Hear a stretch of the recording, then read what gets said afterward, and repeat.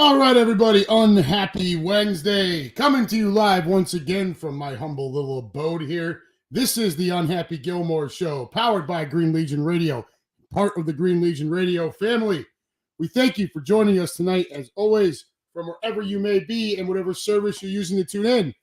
So, pull up a chair, turn up the volume, use the company dime if you got to, crack open a cold one if you have the opportunity, and let's try to have some fun as we put an end to day 3 of Dallas Sucks Week and look forward to tomorrow being Friday Eve.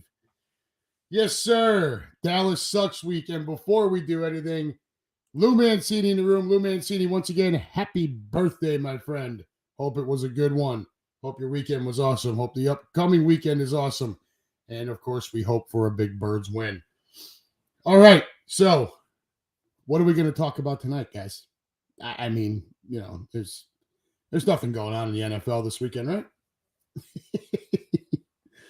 All right, let's get through the business end of things first. Folks, if you're tuning in on Facebook or Twitter, please do not forget to like, follow, share, and subscribe to the Green Legion. If those services are where you're more comfortable, we totally understand. But please also understand and listen to any of our regulars in the room when you come in here to chat. They will tell you the YouTube channel is the best way to listen, watch, comment, interact with us on any Green Legion Radio podcast.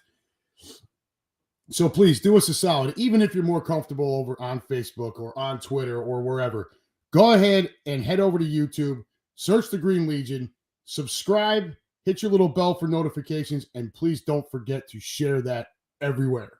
All right, we want to flood the interwebs with the Green Legion.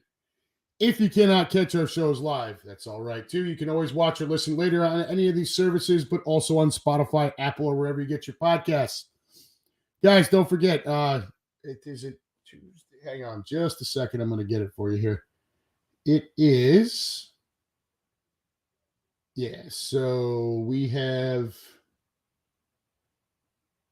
Monday. Don't forget the Players Show, right? The All-Pro Green Legion Players Show, broadcasting on Fox Sports The Gambler, 6 p.m. to 8 p.m., live from Chickies and Pete's in Marlton, New Jersey. All right, this past Monday, they had Nicholas Morrow on. Great show. It's one you definitely don't want to miss. I tell you all during the baseball season not to miss Bud Light Baseball Brunch. This one picks it up. During the football season with the Players Show. They have a current player on every week, and you do not want to miss that. It's a lot of fun. Not the interaction that we can have here on Wednesday nights, but definitely informative. It features, obviously Irving Fryer, Dave Spadaro, player agent Gerald Colton, and the Green Legion Radio crew. It's either Sack or Diaz, Sam, Quimby when he feels like it. But don't miss that show, okay? If you, if you're in the Philadelphia, South Jersey area, it's 102.5 FM, Fox Sports The Gambler. You can also check it out worldwide on the iHeartRadio mobile app or on foxphlgambler.com. So don't forget to check that out every week. Look for the show teases and advertisements from the Green Legion social media pages. As far as as this show is concerned, guys, we're still looking for sponsors. Okay, I've got a breakdown of what we're looking for. It's nothing. It's not really all that expensive. If you like what you're seeing and hearing and having fun on Wednesday nights, and you know someone who may be interested in sponsoring, have them get a hold of us. Most of you out there that listen, you can find me on social media. I'm not really hip to putting my phone number out on this thing here. Some of Lou Mancini, you've got my number. The rest, anybody who needs it, go ahead and reach out. But you can find me on social media, just Adam Gilmore, and reach out if you know anyone who may be interested in sponsoring. Sponsorship, what does it include? Live reads to advertise your business, and also advertisements coming from the Green Legion social media outlets. So pretty wide network there, obviously in Philadelphia and South Jersey, but also you're talking Tampa, Clearwater, up and down the East Coast. And I mean, look, Green Legion, we got fans everywhere, right? So reach a pretty wide network. If anyone's interested, go ahead and reach out. As for the Green Legion invasions, trips that are still open for travel packages are Seattle, Dallas, and the bus trip for the Giants game. That's it. All right. So I tell you all the time, if there's one you're looking at, jump on it because it's going to sell out. Kansas City, there are no travel packages available. Okay. Hotels have been sold out for weeks. I was just informed right before the show, there are also no game tickets available. All right. So now if you want to go to Kansas City, you've got to get your own hotel. You got to get your own game ticket. However, we do still have tailgate and pep rally options available. The tailgate and pep rally together would run you $169 per person. That would include 3 or 4 hours of open bar for the pep rally and 3 or 4 hours of open bar and all you can eat for the tailgate prior to the Monday night matchup in Kansas City. Tailgate only would be $109. Pep rally only is $60. So that's what's available for Kansas City. And if you wanted another reason to head out there and try to hook up with us, yes, Unhappy Gilmore is going on that trip. I am out there to work. Okay, I'm not going out there for just leisure and party time. I am out there to work. I know Sam and Steph are chomping at the bit to boss me around as much as possible while we're out there. So they're looking forward to that. I'm looking forward to seeing everybody one more time before we shut it down for the year. And then it'll be next season. And next season, the Eagles play at the Saints next year. And that is a game that is definitely on the radar for my wife and I. So that's what's going on with Green Legion Invasion. See, now there's not much left. All right. Like I said, Seattle and Dallas, full package still available there. But and then the bus trip up for the Giants game. Like I say all the time, he who hesitates, right? Our Midwest Eagles nest out here. If anyone in the group is listening or watching, guys, girls, kids, it is Dallas Sucks Week. Okay? Get your asses out here with us. All right? I've got the event page created. The head count looks a little light. I'm expecting more. It is Dallas Sucks Week. All right? We always encourage family. We always encourage you to bring your kids if you want to. I bring mine. Just realize if you're going to bring them this week, you're going to be opened up to, let's just say when we play Dallas, it's special. If you need a reminder of what our drink specials are, drink specials include $16 buckets. That's 5 12-ounce bottles of either Bud Light, Miller Lite, Coors Light, or Yuengling. Not Yuengling Light. All right, I made that mistake early in the year. Was ordering Yuengling Light and paying much more than $16 per bucket. 22-ounce draft Bud Light or Yingling for $3, and that will be served to you in the Kelly Green Fly Eagles Fly Cups that we've got. We still have raffle tickets ready to go, and if we can get our head count back up to where it was a few weeks ago for the Sunday afternoon games, that is something we want to do. If you've not participated in a raffle, it is exactly what it sounds like. It is a 50-50 raffle. Tickets, $1 each, making this very, very simple. Got to have enough interest, though. Got to have enough people there and enough interest. 3 people buying tickets is just not worth it. All right, so again, 50-50, exactly what it sounds like. 50% goes to the winner, 50% goes to group fund. Group fund to be used to put events together for you guys, to offer better things to raffle off, to offer door prizes, to offer everything we can to give back to you for giving us your Sundays every single week. And that's what we want. We want you guys up there, and we want you to enjoy yourself, and we want to give back to you guys for doing so. All right, that'll be the end of the business stuff for now. Who in the hell? You guys are going crazy over here. Everybody's saying happy birthday to Lou Mancini. Very good. We got Russ Taylor in the room. Bryant Walden. What happened to the Phillies? Baseball sucks. Well, they came up short, bud. It just didn't work out for the Phils this year, unfortunately. Is the World Series still going on? Yes, the World Series is still going on. The Texas Rangers lead that series 3-1 after an 11-7 victory last night in Arizona, a game in which the Texas Rangers led 10-0 in the third inning. So one more, and Texas will bring it home. I am rooting for Texas. Well, I'm rooting against Arizona, and that goes back to the 2001 World Series. So, for those of you that aren't baseball fans, you don't care. But for those of you who are, you'll remember 2001 was a bad year for my Yankees.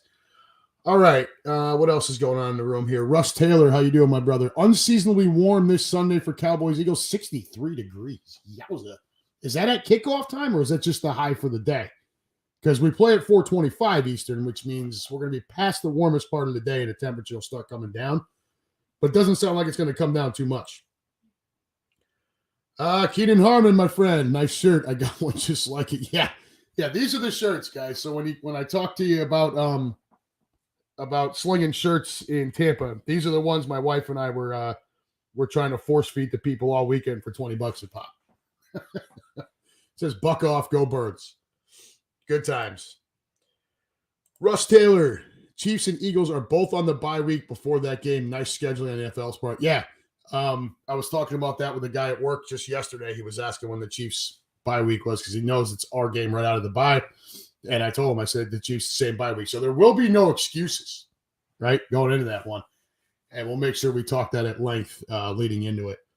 My plan to get out there is I am going to take a half a day on that Friday. And I'm driving. All right. So it's a 9-hour drive for me, 8.5 to 9-hour drive for me to get to Kansas City from here. I would fly, but if you guys look at ticket prices from Cincinnati, Dayton, Columbus, or Indianapolis to get there and back, you're talking $800, $900, $1,200 per person. It's just too rich for my blood. I'll drive. The drive back will suck. The drive out will be easy. I'll leave that Friday, probably, noon. And I'll get pretty much all the way out there Friday night. I will sleep at a hotel not far. And then I'll get up Saturday morning, have breakfast, and go meet Quimby, Steph, Sam, and whoever else is coming in on Saturday. That'll be the way that goes. Russ Taylor. What the hell happened here? Russ Taylor. I'm wondering if the Bills game is going to get moved from 4:25 to 8 p.m. I obviously hope not. I'm very happy with the way our schedule looks right now, where we have the Monday night game against Kansas City and then the Sunday night game against Dallas as really right now our only two primetime games left. So I would really, I know the last game of the year against the Giants is to be determined. So we just don't know yet. But I would really love for it to just be those two primetime games left and leave us to, 4 o'clock games on Sundays, all except for the the 1:00 game against the Arizona Crimson Pigeons. Lisa Bibb, you want a co-pilot? I mean, I wouldn't be opposed to it. I'm not quite sure my wife would go for that. So, who else are you bringing with you? I think would be the real key there, right? And it just my wife does listen. I can actually hear my voice on echo downstairs. So, Lisa, I'm all for it. If I've got more people who are signed up Green Legion and I can get you out there, I'm all for it. But I can tell you, sure as shit, I am not gonna hop in a car and drive 9 hours away with just another woman in my car. That's how you end up divorced, and I'm not I'm not going down that road. Russ Taylor, has the addition of Chase Young with Bosa changed the dynamics of the 49ers defense? And we're going to get in the NFL here in just a minute after we do the boner of the week. As far as that question, Russ, look, adding Bosa definitely helps, right? It obviously can't hurt. And they gave up nothing for him. A 3rd-round pick. They're getting 2 compensatory picks, one of which is a third. I think at least one of which is a 3rd round. And so they gave up nothing for him. He's also on the last year of his deal. So it's an expiring contract. They're under no obligation past this season. It's a very smart move for the 49ers. I was honestly wondering if Howie was going to go steal that one. Though we don't need another edge rusher. I mean, obviously Chase Young doesn't hurt a rotation, but right now that's not the need. We went and addressed the safety need by getting Byard. I really thought the 49ers would go after help in the secondary to give their front a little bit more time to get to the quarterback. They're struggling to get to the quarterback, which is why they went after Young. Apparently, they had reached out to Chicago about cornerback Johnson, so had we. Chicago was apparently asking for far too much for him, and so there was the pivot to Chase Young. I'm not mad that we didn't get anyone else. I'm happy that we got Byard. We're going to address Kenny Gainwell here in a couple minutes, but does it change the dynamic? Yeah, it does. It makes them, you got Bosa on one side, now Young on the other, but Young's also had a very hard time staying healthy. So we'll see. And right now, and I'm going to talk about the Niners here in a little while too, but they've got bigger issues than just their pass rush. So, they address some of that with getting Chase Young, but it doesn't really take care of what their biggest issues are. And we're going to talk about that shortly. Russ Taylor, have we seen the last of Kirk Cousins? That's my question too, bud. 35 years old, last year of his deal, and torn Achilles. Now, he seems very comfortable in life. I don't think they're wanting for anything. If anybody watched that quarterback documentary on Netflix, Kirk Cousins is the whitest white dude on the planet. It's about the best way I can sum that up. His wife does his shirt shopping for him at Kohl's. I think they're a really nice family. I really do. I enjoyed the story. It was fun to watch. But yeah, he's the whitest white dude on the planet. And at 35 years old, last year, the deal, not knowing where he's going to be next year, I don't know that this is a man that wants to endure that type of rigorous rehab to get back on the field when you don't even know where the hell you're going to play. So that was kind of my question after I saw the injury. I was like, man, is that it? And look, he ripped the Redskins off for years, right? He's actually performed pretty well for the Vikings. All apart from prime time or any kind of playoff experience. But I don't know, man. I'd imagine he's probably reaching out to Aaron Rodgers, to be honest with you, to see what, how much of a pain this really is. And again, at 35 years old with no contract in hand after this year, not knowing where you're going to play, it was obvious Minnesota was moving off him anyways. Not knowing where you're going to play, dude, I don't know that he won't hang it up. So before, more injuries start to pile up, there's that fear too at that age. So we'll see. But I am very much, or have we seen the last of him? I agree. Ed McGuire, how you doing, kid? O'Connell or Dobbs? Bro, you asking me a fantasy football question?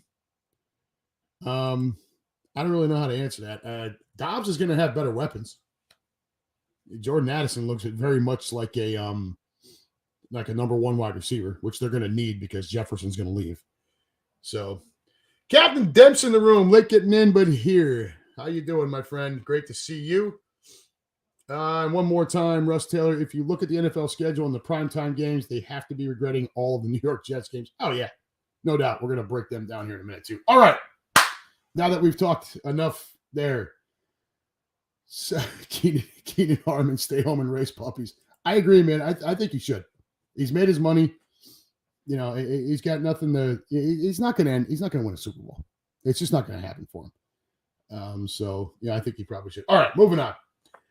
Boner of the week. Should be pretty obvious, guys.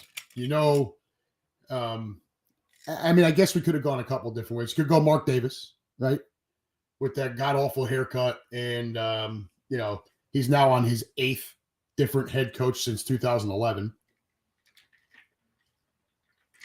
which is awful. We could have gone, you know, they used to call him Riverboat Ron. I'm calling him Rowboat Ron in with the commodes.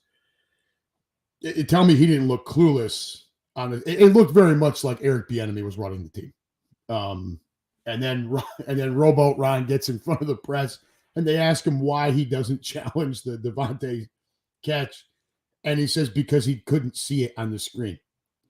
Bro, you're the head coach. It's your job to either make sure you can see it or you're talking to somebody who's giving you the information. Just saying, I couldn't see it is not an answer. That would have been a way to go to, but no. We're going to go back in our own house again. And you know that I hold myself accountable too when we're going to, you know, we're going to praise our boys when they do well. We've got to call our boys out when they are complete boneheads. And so for this week, Kenny Gainwell, guys. This one should have been pretty obvious. Kenny Gainwell, obvious choice. He's got to be, right? That god-awful fumble inside the 5-yard line that we're lucky didn't contribute to a loss. I'll be honest with you guys, at 14-3, I was very nervous. Yeah, so it didn't end up contributing to a loss, but it did contribute to yet another mini heart attack that we seem to be having every single week with every single game. Right? Side note on Gainwell inside the 5 with the ball. I do have a bit of a problem with that. When I'm down inside the 5-yard line, I want my best personnel on the field. Right? And where was DeAndre Swift? Right? And then even more so, if Kenny's in there, guys, you know, we got A.J. Brown, who's 6'1", 225. Dallas Goedert, who's a big tight end. And the addition of Julio Jones, which did benefit later in the red zone, but could have benefited there too, who is 6'3" and change, 225, 230. And you got to hand the ball off to Kenny Gainwell. I don't know what Brian Johnson's problem is inside the red zone. He likes to get cute. And I'm not a fan of it. Just go do what you do best. And they figured it out later, thank God. But wait, as far as Gainwell, there's more. Now we get to halftime. Gainwell, obviously frustrated, as is the rest of the team. More importantly, the coaching staff. And in the 12 minutes, roughly, that these guys have in the locker room at halftime, what is Gainwell doing? You're losing to an inferior team at this point, right? What is Gainwell doing when he should be listening to the coaches and, you know, getting up to speed on the adjustments? He is on his phone, checking his DMs, and actually responding to them. Are you kidding me? We're losing to an inferior team, and you played a huge role in the score at the time. You shouldn't even be on the damn phone, regardless of anything, but especially in that situation. Dude, bad form. I mean, who does that? I get it. He's young. He was frustrated. And don't get me wrong. Whoever the fan was is a complete jerk. He's a complete jag off too. But fans are going to do stupid things like that. It's on you as the professional to be better than that. And you're not supposed to be on the self. What are you doing? What are you doing with this when you're losing at halftime to a garbage franchise that you should be stomping a mud hole in, and you're one of the reasons why we're losing because you coughed it up inside the 5-yard line? Now, it's kind of rant and boner of the week here, but he wins the prize this week. The fumble was bad enough to call him out. And then you're going to go and do something stupid like that at halftime? I don't understand why these players let these idiot fans get them worked up, especially on social media, where once you put it out there, it's out there, man. You can delete stuff, but there's record of it. People take screenshots. They tell you if you don't ever want to hear about it, don't put it out there because there is an imprint of it somewhere out there that someone can get. And you're an idiot if you think otherwise. You can't let yourself get baited into that situation. It's a bonehead move by a young kid who made a bonehead play out on the field. And when he should have been listening to his coaches, he's allowing some stupid ass fan to get him worked up on a social media DM. Like, come on, dude. You got to be better than that. Freaking terrible. Owner of the week, Kenny Gainwell, by a landslide. All right. Captain Dens, but who among us hasn't been on social media while at work? Yeah, get it. Right? All right. It's not really the same thing, though, is it, Cap? I mean, look, I don't know. I'm not getting paid millions of dollars to do my job. So I don't know. I don't know what your situation is, but Keenan Harmon, his cellular addiction is a thing. Yeah, I agree. I know. So I see some of you guys here talking about James Harden. Look, he's not the boner of the week. The teams that keep giving him whatever he wants, those are the folks you should be calling out. This is a learned behavior with James Harden that we'll touch on real quick before we move on. It's a learned behavior, right? Now, it wasn't okay, but he threw, he pitched a bitch at the end in Houston. He pitched a bitch in Jersey. Now he's pitched another bitch in Philly, and he got his way again.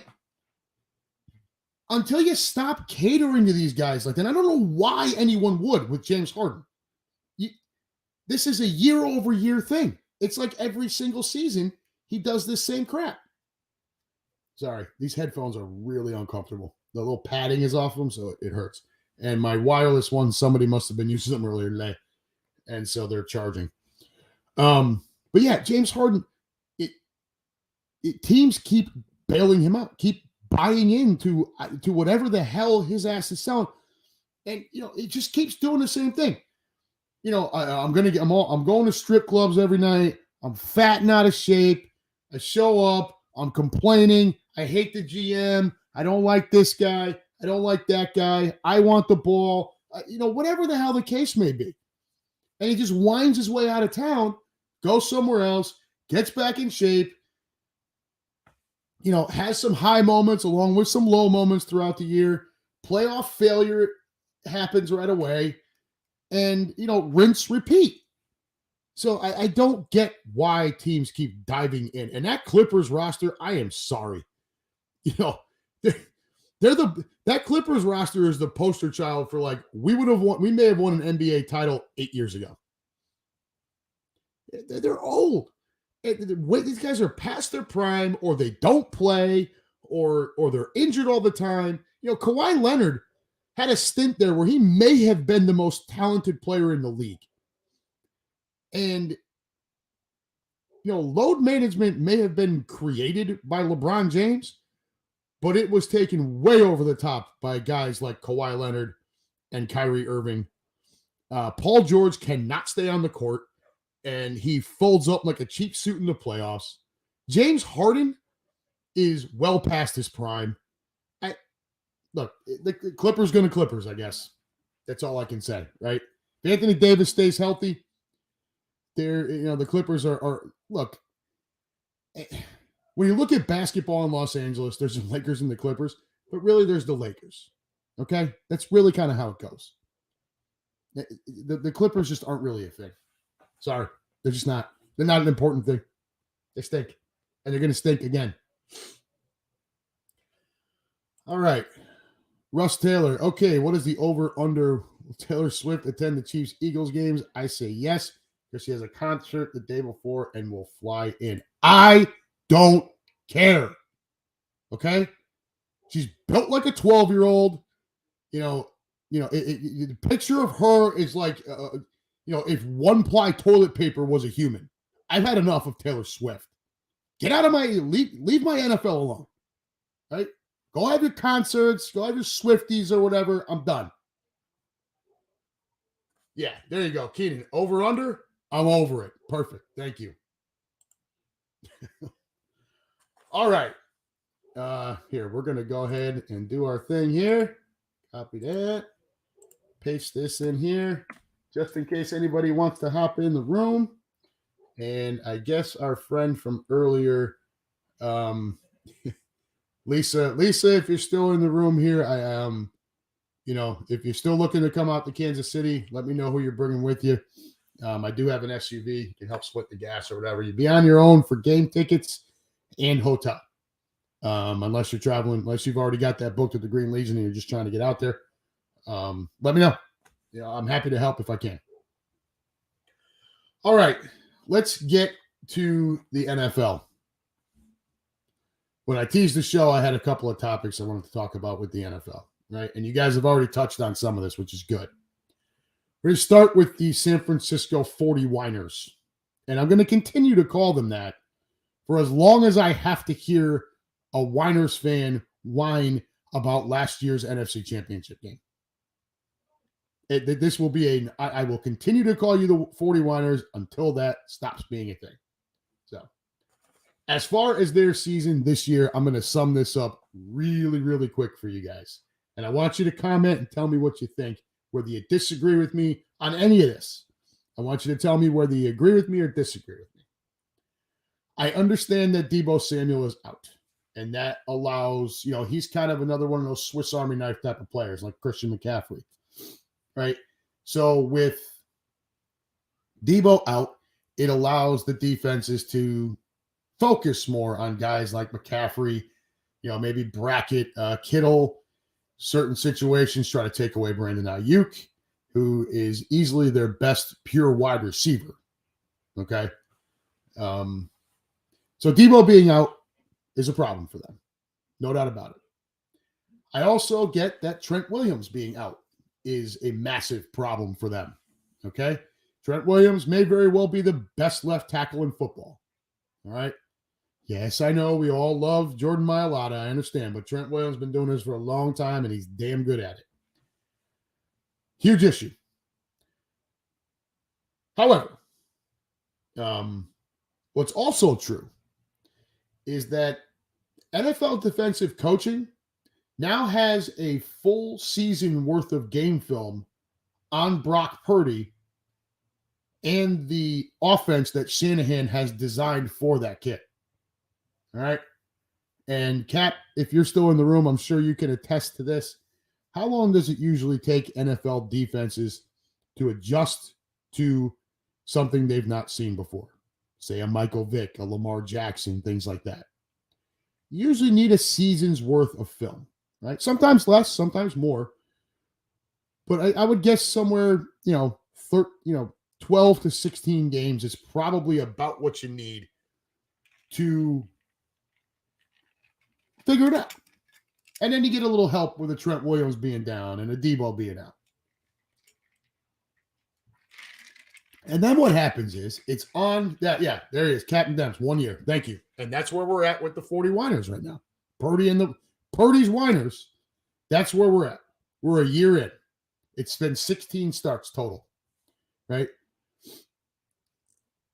It is now on them to adjust back to what the defense is doing to answer, to combat them. So, and I give the 13 to 16 range because if you look at Brock Purdy through his first 13 starts, okay, 5 last year and 8 this year, he had 22 touchdown passes and 4 interceptions in his first 13 NFL starts. In his last 3 starts, he's had 3 touchdown passes, 5 interceptions. Okay. So we've talked about this before on this show. I've hinted at it on my social media.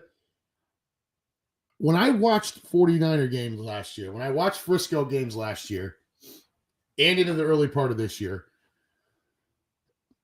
I saw a kid that was working in an offense that created a ton of space and had a nice complement of skill position players. And space designed offense that created space for said players. And what does that do? That frees up these guys for obviously for yards after the catch, but it also gives more room if the throw is erratic. They've got room to reach back without a defender right there. They've got time, they've got room to leap and make the catch without worrying about getting blasted in the ribs. And if you watch Brock Purdy, a lot of his throws last season, in particular last season, were very erratic. And so now defenses have figured out a way to limit that amount of space that Shanahan's offense has created for said skill position guys. Purdy does not have a big arm, right? So it's not so much, launching it downfield. It's about putting the ball in the right spot. And he has been very sloppy with that football over his last 3 starts. Like I said, 5 interceptions in his last 3 starts. He only threw 4 in his first 13. To me, it's simple. Regardless of the injuries, the kid has to make better decisions and lead that offense. Because it's not like they're without skill guys right now. Debo being out, right? Yeah, Trent Williams being out is a much bigger deal than Debo being out. But they still have McCaffrey on the field. They still have George Kittle out there. They still have Brandon Ayuk out there. It's not like they're devoid of weapons, and he's not performing well. Brock Purdy is not doing his job. He's looking very much now. I don't want to call him. I did have this conversation with our good friend Dave earlier, who is a Niners fan. And I agree with him. He doesn't look like Mr. Irrelevant, right? But he does very much look like a guy who was drafted to be an NFL backup. That's what he looks like now. And he's going to have to figure it out, or that's exactly what he's going to be. I said it before the season that sooner or later, the 49ers were going to run into trouble with this whole we can plug and play at quarterback and just rely on our skill position guys. This league has evolved to the point where you need solid quarterback play, and if you don't get it, you're going to lose. And the 49ers have scored 17 points in each of their last 3 games. You're not going to win a whole lot of games that way. I don't care who you're playing. All right. Let's see. Russ Taylor, I used to not give two F's about Niners fans. It was always cow bitches and Giants fans. But, man, they are extra salty. They are. It's terrible. Russ Taylor, Josh McDaniels, he's a perfect example of why they have to put rules in about coaching hiring. Keenan Harmon, how they take Bien to figure Jalen out. That's not Bieniemy. Bieniemy is the OC, not the defensive coordinator. Russ Taylor, at the end of the season, how many teams are going to have him at the top of their list? Blah, blah, blah. Yeah, well, we'll see. All right. Going to move on from the Winers to the next topic. That Giants versus Jets game was atrocious. All right. I am so. Hey, Andrew Bagley in the room, my friend. How are you? Sorry we were not on Facebook last week. Facebook was having trouble with streaming services last week. So we were only on YouTube and or Twitter. But this week it looks like that's corrected itself. And here we are. So glad to have you back in the room. I am sorry about your fighting Phils. But, 2 words for everybody who was in that hunt for Red October, go Birds, right? So our next topic here with the NFL, that Giants and Jets game. Guys, what a disaster. I'm at a bit of a loss for words, and if you can get me at a loss for words, it's pretty good. But that was an absolutely horrifying football game, and I'm not really confident. I know this sounds ridiculous. I'm not overly confident that either of them could beat the Georgia Bulldogs right now. Okay? They were both equally horrifying in that game. We'll start with the Giants real quick here. Regardless of who is at quarterback, that team is a hot-ass mess. They are a dumpster fire. Trading Leonard Williams and starting to unload for picks is probably the smartest thing they've done so far this season. I would have gone ahead and tried to move Saquon Barkley as well. Because what are you going to tag him again? I just don't see the point. And if you don't, then he walks away and you get nothing. But I would have tried to move Barkley and just start grabbing picks. They're stuck with Blues Clues, Daniel Jones, through next season because of the dead cap hit. Now they can waive him or cut him or whatever, or trade him or whatever after next season, and only take $18.5 million hit. And I say only, but in the grand scheme of things, it's really not that bad. The Giants improving their draft standing for 2024's draft would be the smart play on their part. Trading Williams got him, I think, a second round and a fifth round or something like that. So good play by them there. But ultimately, they want to move up, and they should take a quarterback. If they're in a spot to get one, they should take a quarterback. Let's take a look at the end of that game. They had a 99% chance of winning that game in the waning moments of it, and then ended up losing it in OT. The Giants are terrible. They've scored 95 points this year, by the way. It's awful. And don't worry, Jets fans. I've got something for you, too. You're not out of the woods here either. Got it. You beat us. Every good team is allowed a clunker here and there, right? It's going to happen with Kansas City against Denver. We're going to get to that here next.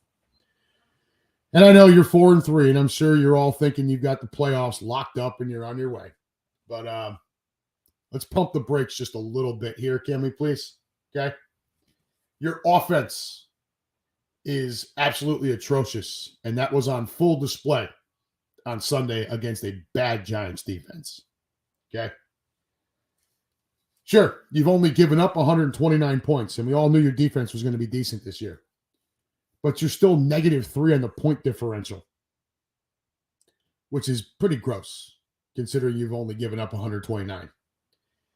Only the Steelers, Pats, Bucks, and those lowly Giants have scored less. And you needed overtime to beat that Giants team, who are dead last in the NFL with 95 points scored.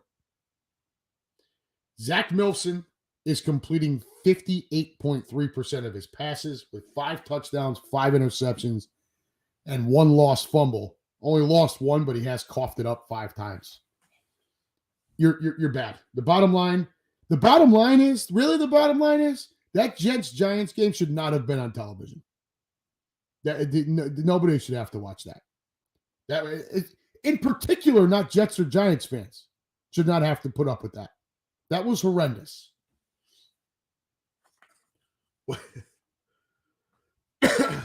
What else? Russ Taylor, do you think the Giants are having second? Of course they have to be. I mean, look, we all said it on this show, on Green Legion Radio, on pregame shows, up and down our social media pages. All of us said the same thing. It was a stupid move. They did not have to give that money to Daniel Jones, and they shouldn't have. Russ Taylor, again, just a reminder, the Giants don't have cheerleaders because they can't find 24 hot women in a minute. Well, yeah, I mean, what kind of hot woman hangs out in a swamp? All right. Kansas City and their clunker. We had ours against the Jets. Got it. Not going to kick up too much of a fuss here about Kansas City's clunker. They turned it over 5 times and got beat by a bad Broncos team. We turned it over 4 times and got beat by a bad Jets team that we just talked about. Teams are going to have bad games. And no, For anybody wondering, that bad game had nothing to do with Taylor freaking Swift. Okay? She doesn't have that level of control over the NFL. Maybe over the cameras, but not over the actual impact of the game. All right? So enough with all this. She wasn't there, so they did. Enough. What is worth noting about Kansas City, and not just this game against the Broncos, but the way they've played overall this year, is that they're averaging 23.4 points per game through their first 8 games of this season. Now, why is that important? Anybody? That is the lowest point total, the lowest points per game in the Patrick Mahomes era by almost a full touchdown per game. They have never averaged fewer than 28 points per game since he took over as quarterback. In 2022, last year, they averaged 29.1. 2021 was 28.2. 2020, 29.5. 2019, they averaged 28.1 points per game. And in 2018, that was his big, burst on the scene year. They averaged 35.3 points per game.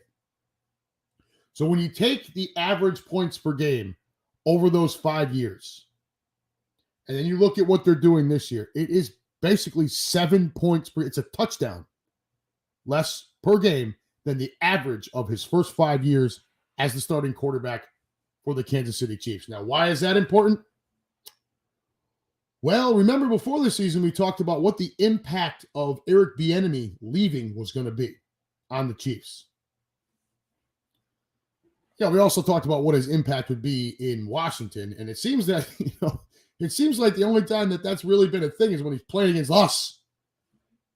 But, his impact, and we talked about what was it going to be? Was it the overall offense, or was it some of the situational things where his play calling was getting them where they needed to go? The adjustments at halftime and whatnot. And I think that full touchdown per game may very well be chalked up to the fact that they don't have that offensive mind over there calling plays, or over there at least designing the plays and the game offensive game plan. The guy's 7 points per game. That's the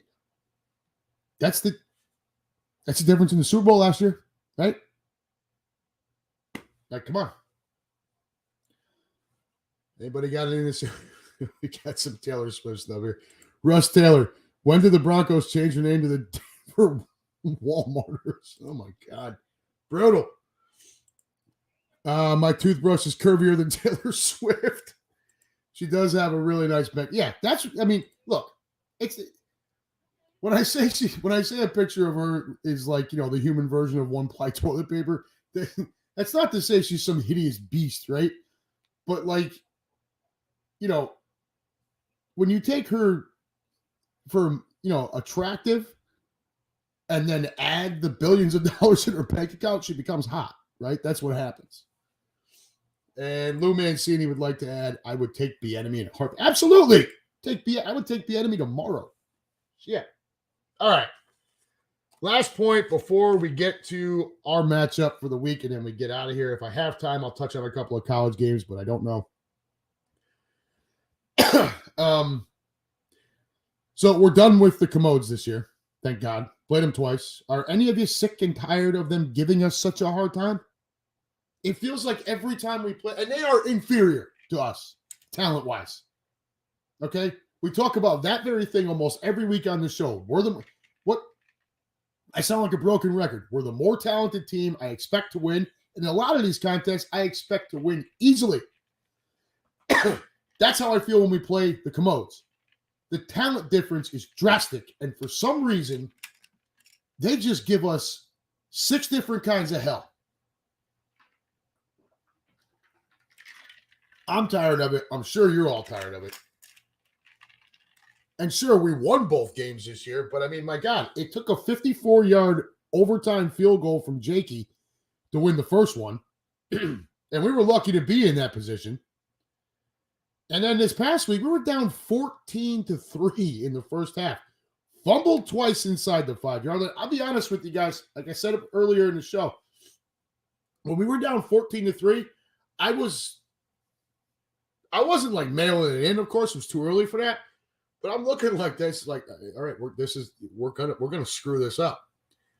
Thankfully, the offense at least corrected itself, and we took care of business. But my God, Sam Howell has thrown for nearly 700 yards and 5 touchdowns against us this year. If he played against us every week, he'd be the NFL MVP. Right? We sacked him a total of 6 times, but only once this past Sunday when he came into that game leading the league in sacks taken with 40.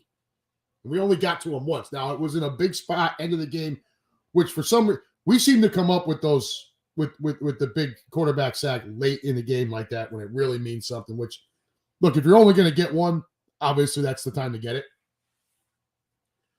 I don't know what the hell our problem is with this kid, but he absolutely lit us up like a freaking Christmas tree in both these games this year. And look, just the same as I think that touchdown difference in points per game for the Chiefs has something to do with Bieniemy leaving, I also believe that Bieniemy has figured something out with our defense that he is able to exploit even with a quarterback like Sam Howell. Scary Terry McLaurin, 2 big drops on their last drive, or we might be singing a different tune right now. Jahan Dotson can fly. It's the kid out of Penn State. Look, it's not like they're another one. It's not devoid of talent. They've got good guys on the outside. You just can't allow them to get downfield. And when you don't get enough pressure on the damn quarterback, off they go. So, look, I'm glad we're done with them. I'm sure you're glad we're done with them.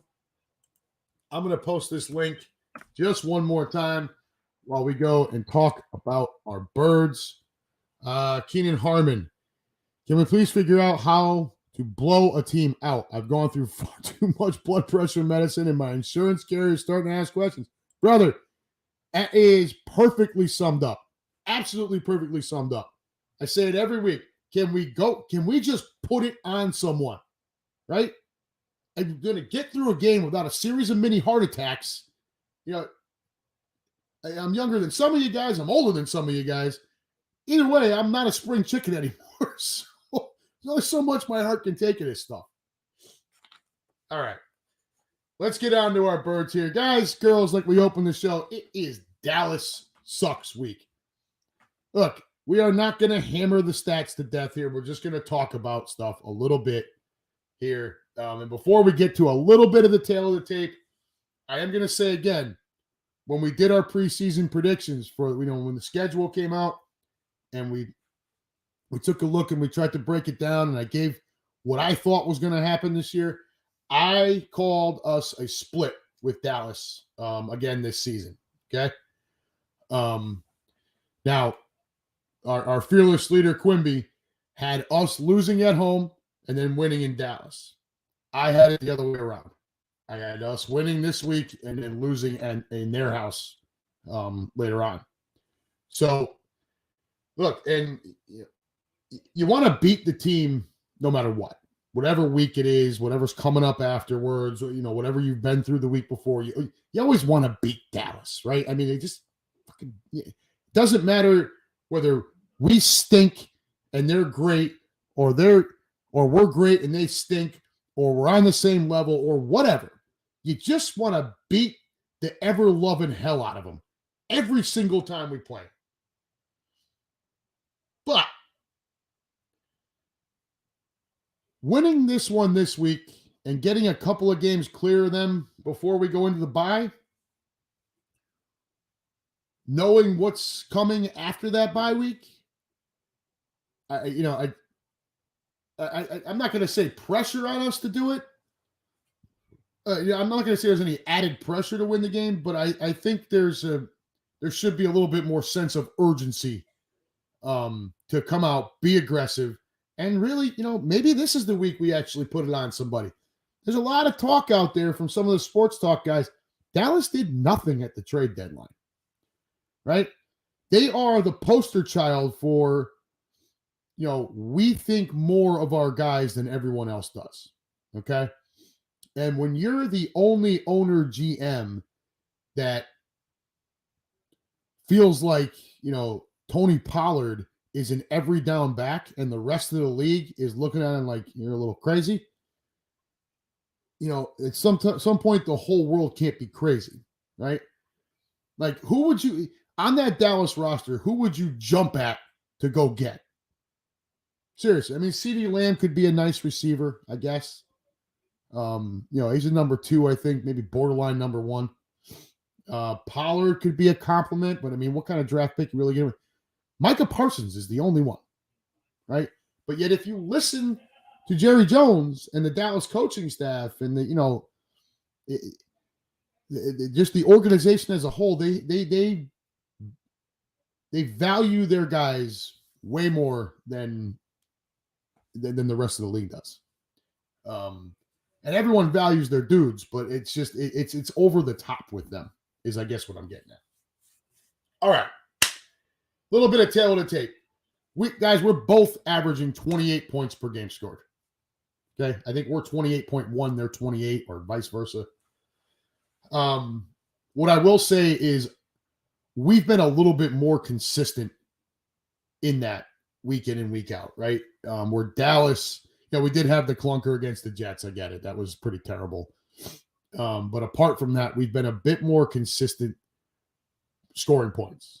Okay. So that 28 per game on our end feels much more like almost a given, right? Whereas Dallas, their offense has been a bit more up and down. We give up 20 points per game. They only give up 17. Okay, well, they also shut out the Giants week 1. That definitely plays a role. But here's the part where I'm most concerned in the kind of the tail of the tape when you look at the teams. We've turned it over 13 times. They've only turned it over 7. They're +6 on the turnover margin. So they've turned it over 7 times and they forced 13 turnovers. We are -3. So, that's a 9-point or turnover swing between the two. That's the big problem area. Far and away, that is the big problem area. We have got to take better care of the football. And it starts with Jalen Hurts. Now, he was way better against Washington. I know the brotherly shove fumble. I'm not sure. I think that goes on him technically as a stat. But I mean, it got Kelsey hiked it right into his own ass cheek. So, it's just look. We convert that play 88% of the time. All right. So 12% of the time we're screwed up. It just happened to happen right on the freaking goal line, which was really annoying. Anyways, the turnover margin, right? That's the key. We take care of the ball, we win football games. Dallas, on the other hand, I really feel like they have to have those turnovers, right? Their defense has to come out and be able to dominate and put their offense in way better position. I think we're more equipped to have that field position game back and forth and be able to sustain drives, even if we've got to go the length of the field. And that's why I keep saying you take care of the football, in particular against an opportunistic defense like Dallas, and it takes away something from them. They thrive on that. And if they don't get that, they've struggled to score points. The Rams coughed it up a bunch. I mean, Christ, the Giants, that first game of the year, turned it over left and right, broke records for how awful they were in that game. So that's the key right there. That is the biggest key to the game. We're going to go over a couple of more here before we get out of here for the night and skip the college football.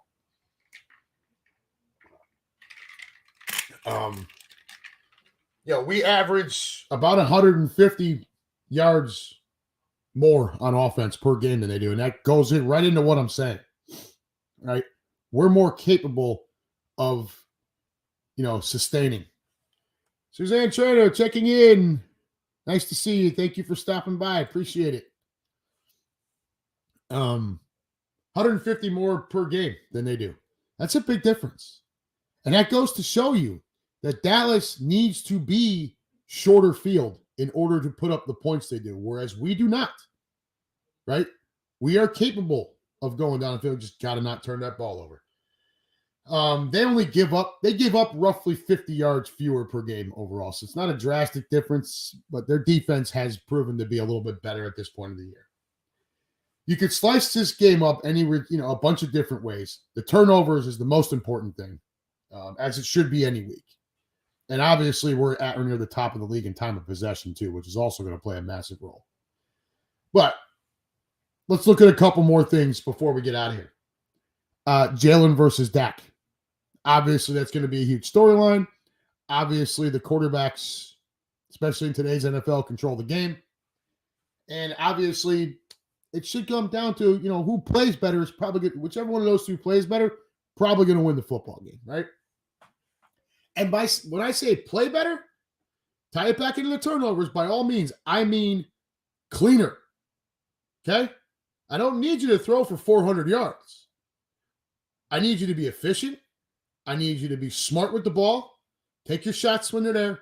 Don't turn the damn thing over, right? Get Mega John going early, and I think we'll be okay. Like I said before, Jalen was way better with the ball against Washington than he had been previously. Does still have 10 turnovers on the year. I don't know if that fumble on the cheek sneak at the goal line goes on him or not. So if he does, that's 11. That would be on Jalen. But he was overall way better against Washington than he had been in weeks previous. There is concern with the knee. Is he still hobbled by that? I think we need to get a win this week, get through it, get to the bye week, get him some rest, and be ready for coming out of the bye. Can our front get home on Dak? Right? Pressure straight up the gut. Look, Hassan Reddick is going to do his thing. Since that cast came off, he has been on a mission from God. Okay? Getting pressure up the gut to force Dak to scramble around the edge. Dak is not nearly as mobile as he used to be. Okay? Not only is this his 8th year in the league now, so he's not the youngest quarterback. He's actually one of the oldest tenured quarterbacks in the league now. I think he is the guy who's been the starter on one team longer than anyone in football at this point. The injuries have piled up on his legs a bit. He is not as mobile as he used to be.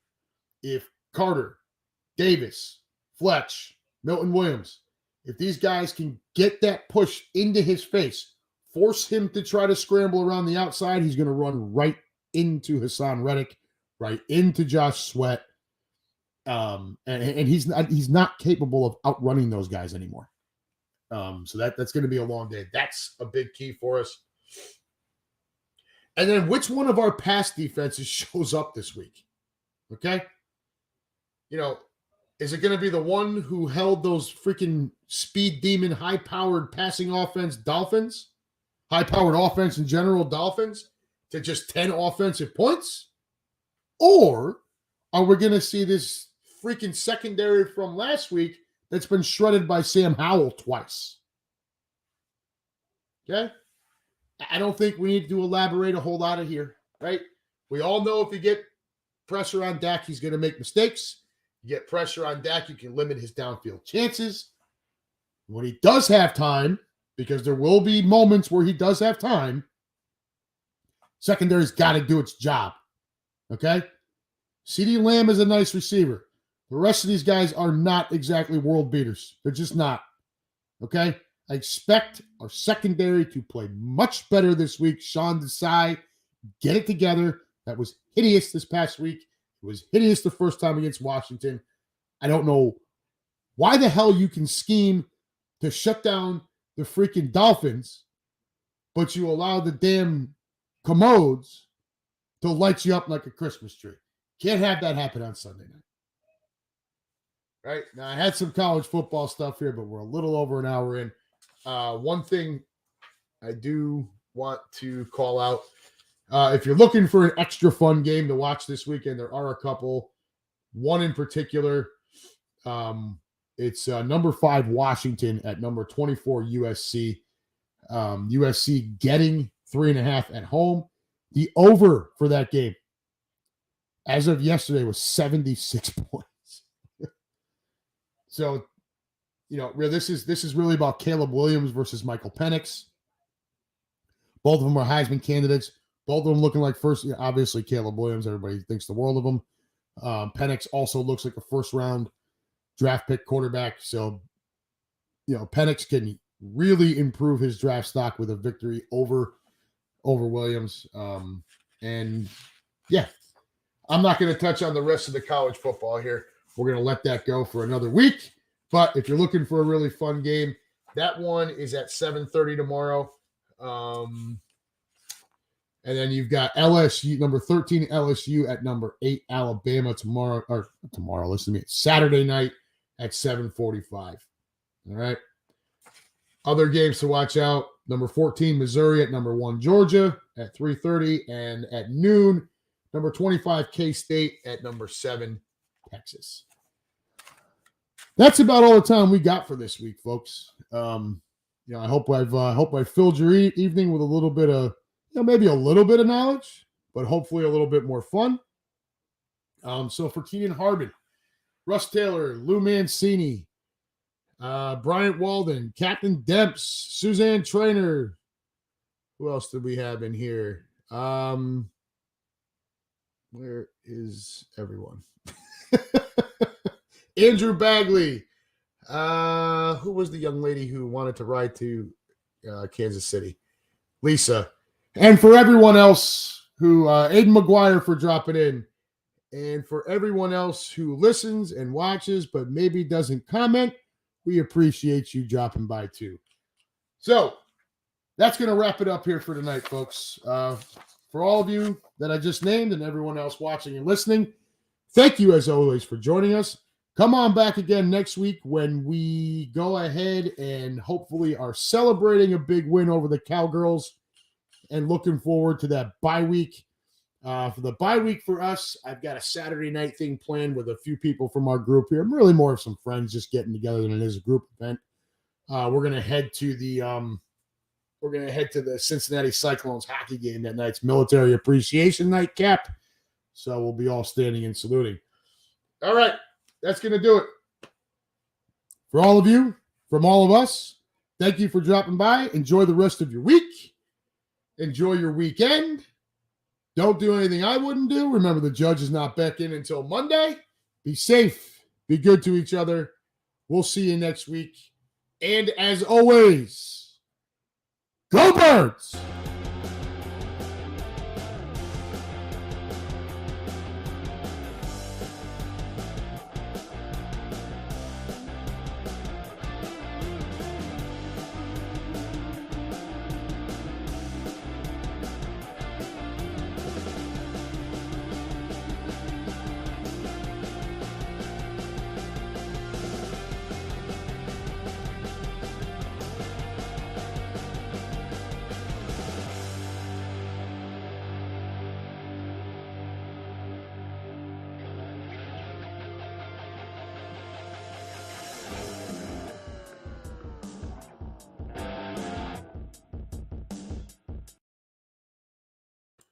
All right, kids, I'm going to get out of here. Yeah, like Keenan said, hopefully you see somebody at the Green Legion tailgate on Sunday. Don't forget to search for Keenan while you're there if you're heading out. Guys, take care. Enjoy the weekend. Go Birds. Dallas sucks. We love you.